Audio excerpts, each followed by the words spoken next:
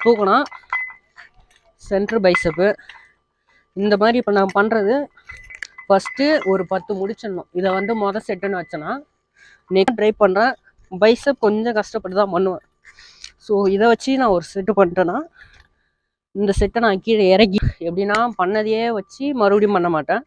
So ஆப்போசிட்டில் அடுத்த bicep work அவுட்காக அந்த மாதிரி இதெல்லாம் பண்ணால் செட்டு 2 வந்து அதே விஷயம் பெரிய கல்லை வச்சு பண்ணுறது 2வது செட்டு. இது வந்து 3வது செட்டு. இந்த மாதிரி நீ வந்து 3 செட்டு நிறையா மாற்றி வெயிட்டில் பண்ணணும். அப்போ தான் உன்னோட பைசப் வந்து பெருசாகும். இந்த மாதிரி வேரியேஷனும் இந்த மாதிரி ஒரு வேரியேஷனுக்காக தான் வீடியோ போடுறது சொல்லிட்டு தெரியும். அதுக்காக தான் லைட்டு பக்கம் வந்து நின்று ஏதோ பண்ணுற மாதிரி பண்ணிகிட்டு இருக்கேன். அவ்வளோதான். இதை முடிச்சுட்டு அடுத்த வீடியோவில் நமக்கு தெரிஞ்ச ஷோல்டர் ஒர்க் அவுட்டையோ இல்லை டயட் பிளானையோ